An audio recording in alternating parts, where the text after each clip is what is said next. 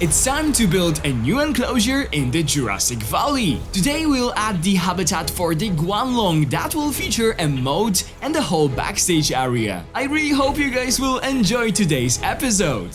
Hello guys, this is Caesar Creates and welcome back to my channel. It's so good to be back in the Jurassic Valley. Today we'll add the second enclosure to our park. In the last episode we added our first dino, the Protoceratops, and that started the whole Asian section that we'll build in our park. So today it is time to add the second Asian species, the Guanlong. It is also a second dino that is totally new to Jurassic World Evolution.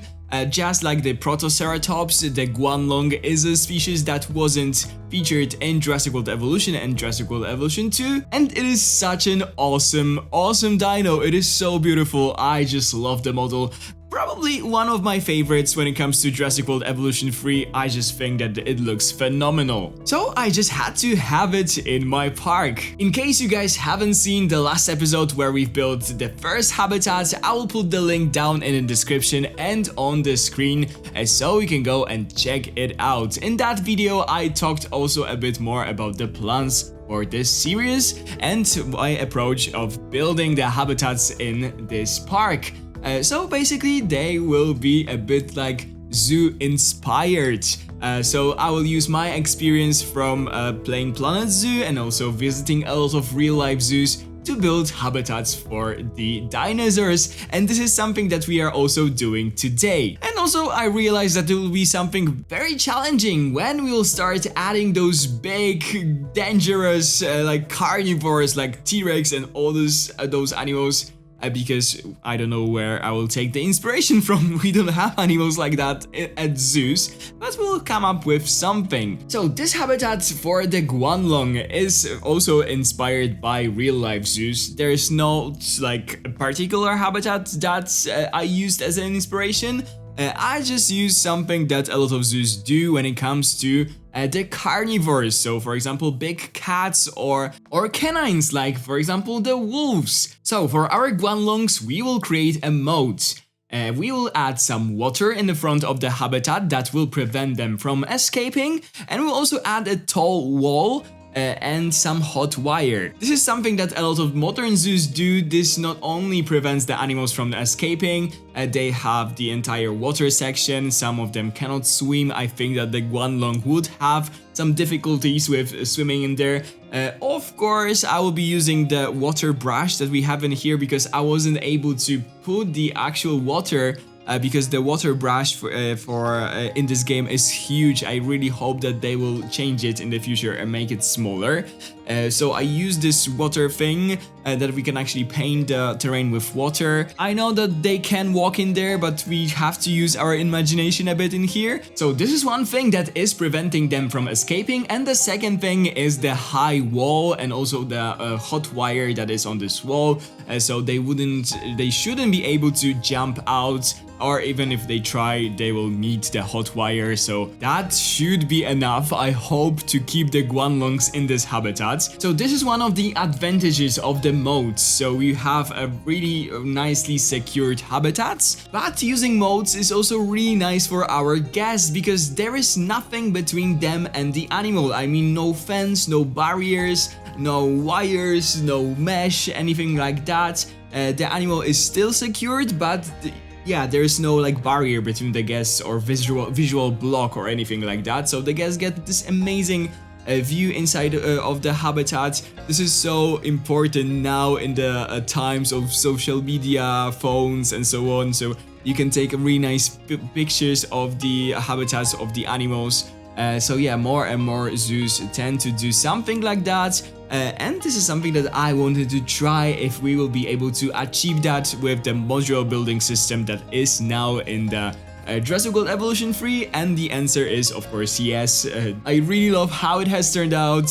I also decorated the entire moat, like there is a planter in there and added a lot of plants. We'll do it later.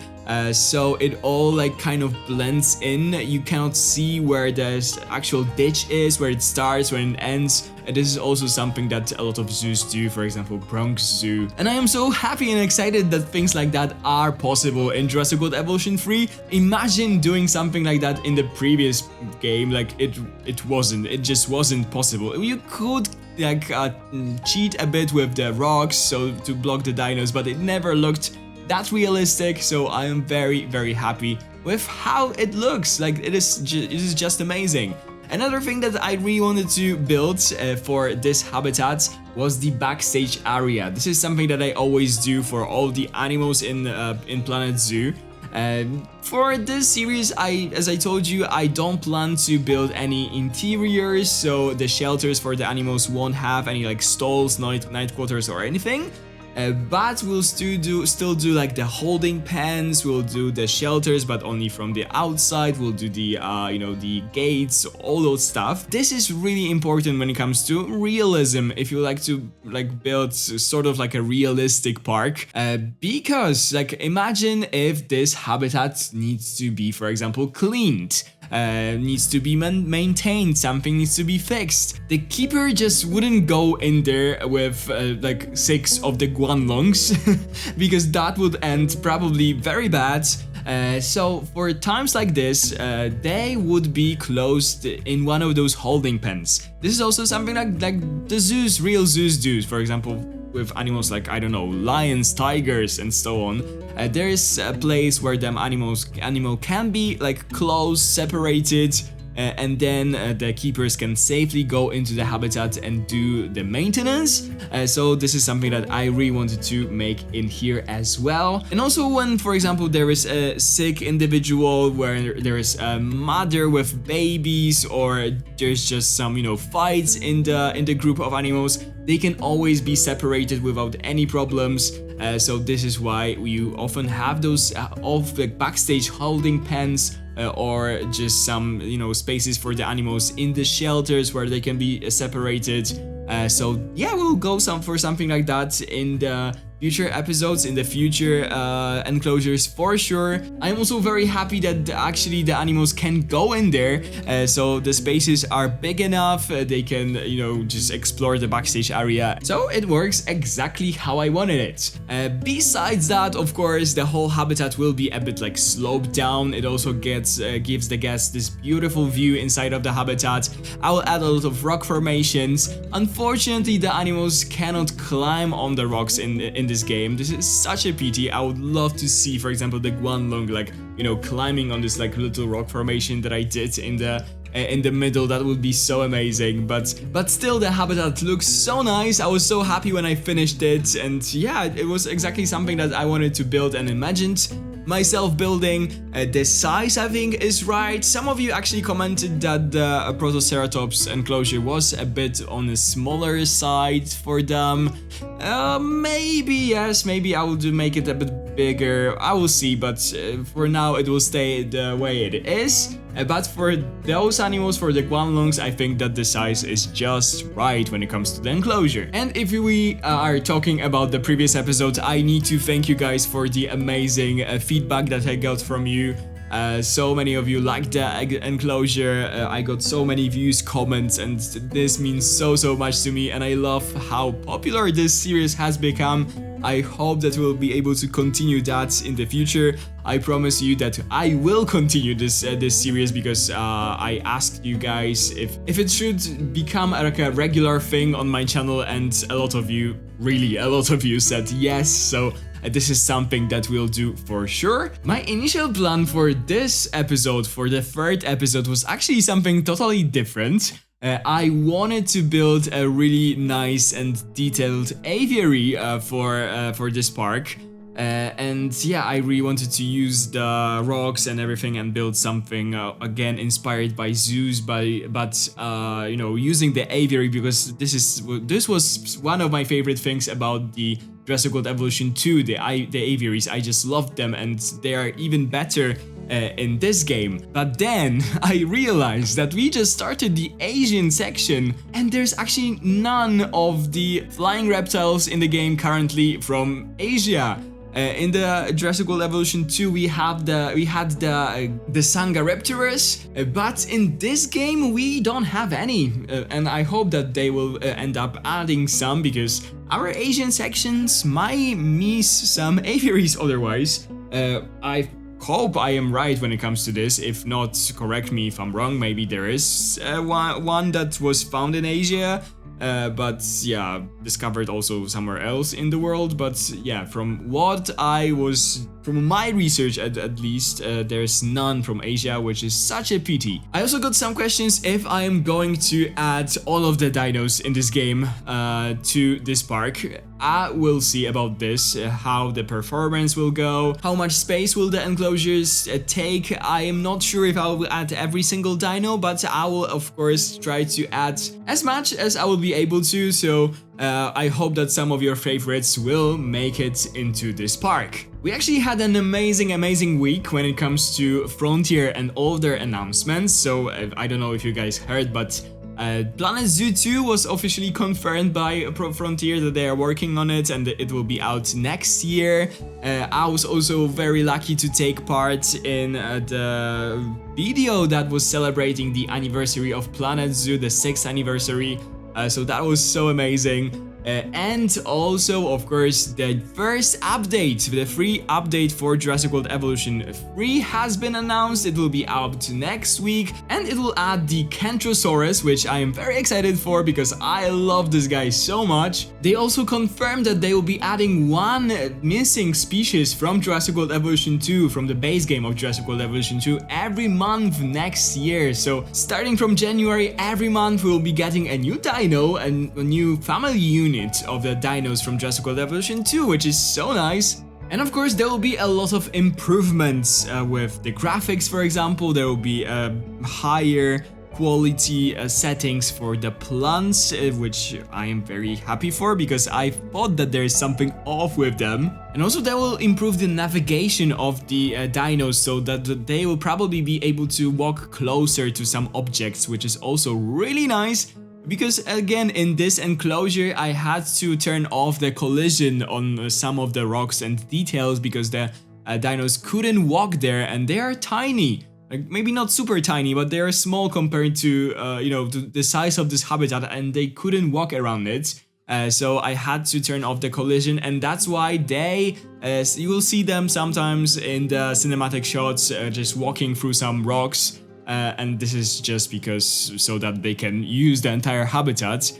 But I hope that with this particular update, they will actually improve that and we'll be able to build more like detailed habitats that the dinos will be actually able to use in a whole, just, walk around it without any issues. There will be also some new shortcuts. Probably this will make building a bit easier if you are used to building in Planet Zoo or Planet Coaster.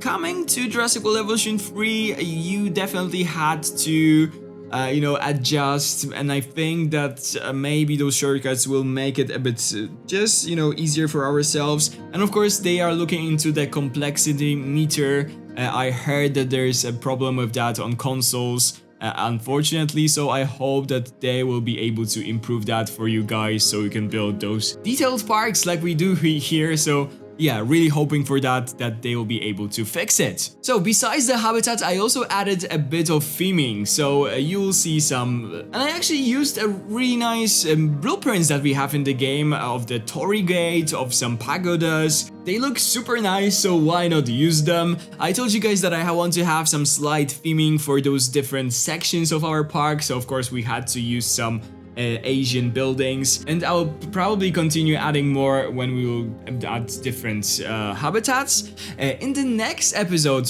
I think that we'll actually add one more dino. I still haven't decided which one, but I have my candidate for the next episodes. And then I think that we'll actually go back to the entrance area and build like a main plaza for our park, add some maybe restaurants, some shops, something like that. So yeah, that's my plan. And then we'll continue working on the Asian section. If I am correct, there's around 18 species that we still have in the game that are from Asia. I will maybe add most of them, I think. There's some herbivores in there, so I can actually build like a mixed enclosure if it will make sense. So definitely something like that will be coming as well. So yeah, just to let you guys know what you can actually expect from this series. Okay guys, this is all when it comes to the speed build part of this video. I will meet you in a second to show you around the entire habitat. I present to you the finished habitat for our guanlongs. I just love how natural it looks. The animals look so good in here, just like they belonged here. I wanted to make sure that the animals are enriched with different elevations, different like rock formations, and they also have some places to hide from the guests when they don't want to be observed. So they can hide behind rocks in the bushes and stuff like this. Also, we created the moat for the very first time in Jurassic World Evolution 3. I really like how it has turned out. And here is also a backstage area that I created for this habitat. And I am also very happy that things like that are now possible in the game. As I already told you, I love the Guanlong. The model is so beautiful and I am so happy that we finally have it in our park. Okay guys, this is all when it comes to this episode. If you enjoyed it and you are not yet subscribed to the channel, please consider to do so. Give this video a big thumbs up if you enjoyed it, ring the bell if you want to be notified every time I upload a new video, and of course leave me a comment and tell me what you think about the new habitat. Thank you guys so much for watching, have a wonderful day, and I'll see you in the next one. Bye guys!